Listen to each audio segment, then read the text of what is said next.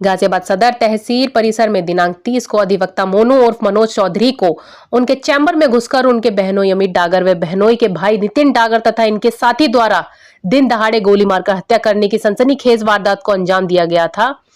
मृतक अधिवक्ता की पत्नी श्रीमती कविता चौधरी ने तहरीर देकर थाना सिहानी गेट पर मुकदमा दर्ज कराया था। पुलिस कमिश्नरेट गाजियाबाद की पुलिस टीम द्वारा हत्या करने वाले 3 बदमाशों को किया गया गिरफ्तार। पुलिस पूछताछ के दौरान हत्या करने वाले व्यक्ति अमित ने बताया कि जब से मेरी शादी हुई थी तभी से मेरी पत्नी सरिता चौधरी के साथ कई बार विवाद हुआ, जिसको रिश्तेदार द्वारा जिम्मेदार लोगों द्वारा सुलझाया गया। वे अपनी पत्नी के नाम एक मकान दुहाई जिसकी कीमत लगभग 80 से 90 लाख रुपए है, वह एक फ्लैट चिरंजीव विहार जिसकी कीमत लगभग 50 से 60 लाख रुपए है नाम कर दिया था। अब मेरी पत्नी काफी समय से अपने भाई मनोज के घर पर रह रही थी। हमारे बार बार बुलाने के बाद भी वो वापस नहीं आ रही थी। मेरी पत्नी सरिता चौधरी और मेरा साला मनोज मेरे दुहाई वाले घर व चिरंजीव विहार वाले फ्लैट को बेचना चाहते थे। काफी समझाने पर भी नहीं मान रहे थे तथा अपनी पत्नी व पुत्री को रक्षाबंधन के त्योहार पर बार बार घर बुलाने पर भी आने से मना कर दिया था, जिसके कारण परेशान होकर हम लोगों ने मनोज को गोली मारकर हत्या कर दी है। पुलिस कमिश्नरेट गाजियाबाद द्वारा खुलासा कर बताया कि तीनों व्यक्तियों पर आपराधिक इतिहास रहा है।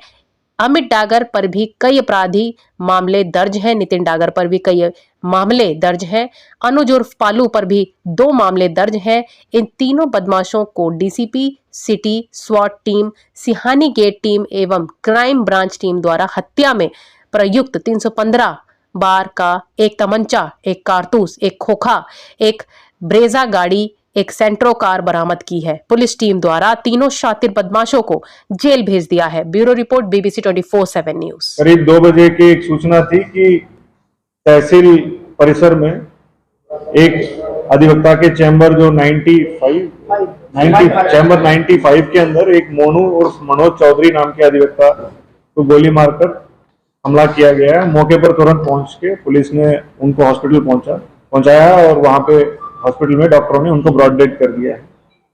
मौके की जो स्थिति ये थी कि उनके अंदर जो काफी कुछ मतलब खून और सब पड़ा हुआ था, तो वहां पे एक आई विटनेस मनीष त्यागी जी मिले थे और इसी घटनास्थल को हम लोगों ने सील करके तमाम सबूत इकट्ठे किए हैं।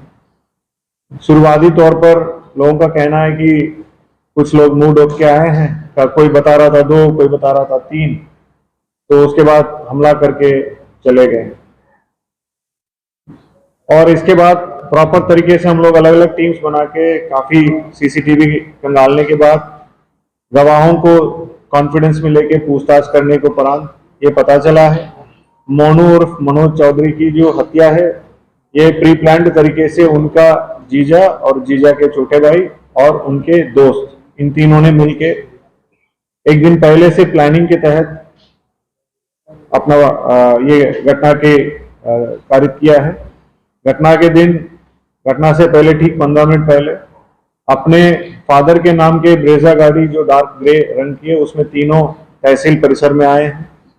तहसील परिसर के बाहर गाड़ी खड़ी की है और तीनों गए हैं और चैम्बर के अंदर जो नितिन डागर नाम के व्यक्ति है जो अमित डागर के छोटा भाई है, जो अमित डागर है मृतक के जीजा है, उनके बड़ी बहन की पति है, तो अंदर घुसा है और अवैध असला कट्टे से उनको कनपट्टी में लगा के गोली मारा है और तुरंत वहां से तीनों बाहर निकल गए।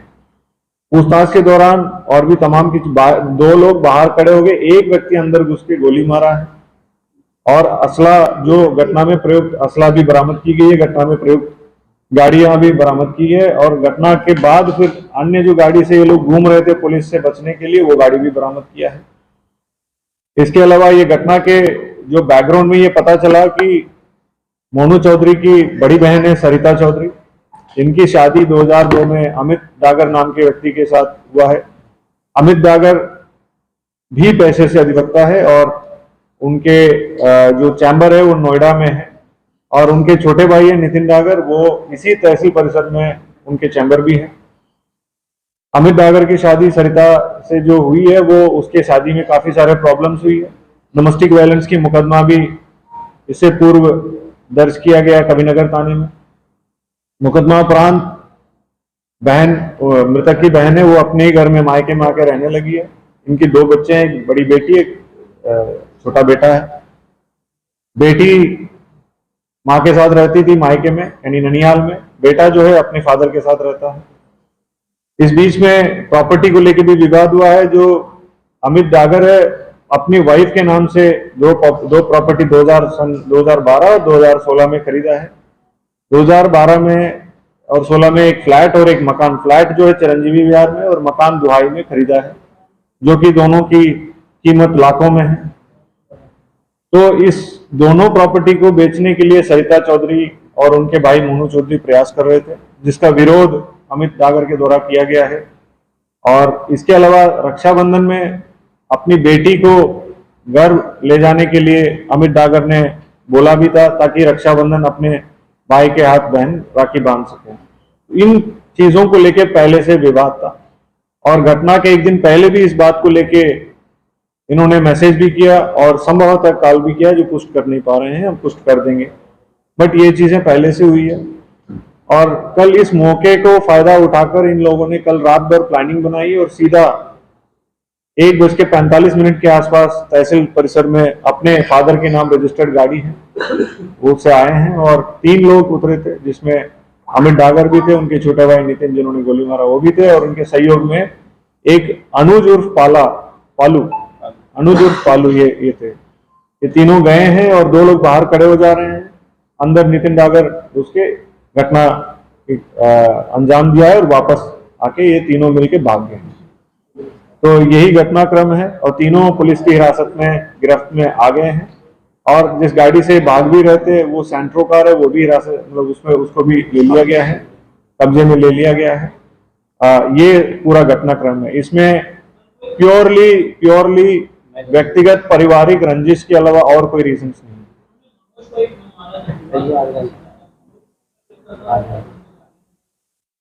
देखिए, मनोज ही अकेला उसके घर में आदमी के रूप में थे और क्योंकि उसके फादर भी नहीं थे। मनोज चौधरी के फादर यूपी पुलिस के सब इंस्पेक्टर थे और यहीं तैनात भी रहे हैं। और उनके जाने के बाद सारी जिम्मेदारी मनोज चौधरी की था। तो अपने बहनों को जो भी देखभाल करना, शादी कराना, उनके सारे जो कुछ भी मदद करना, सरिता चौधरी की पूरी तरह से साथ मोनू चौधरी दे रहा था।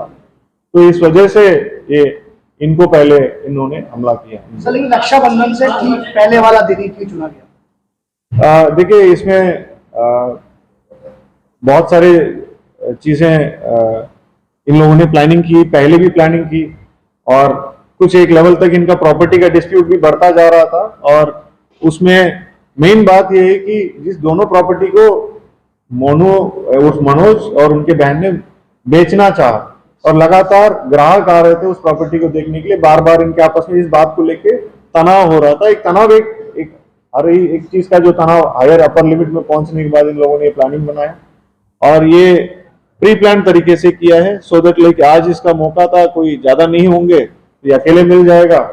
और रक्षाबंधन का एक ट्रिगरिंग पॉइंट था कि बेटी को भेजो, तो इस बात को लेकर भी विवाद हो गया था। अपने बेटी को घर ले जाना चाह रहे थे, मना कर रहे थे, एक ट्रिगरिंग पॉइंट था। SMS भी हुआ है, फोन कॉल्स के बारे में और हम लोग तय करें।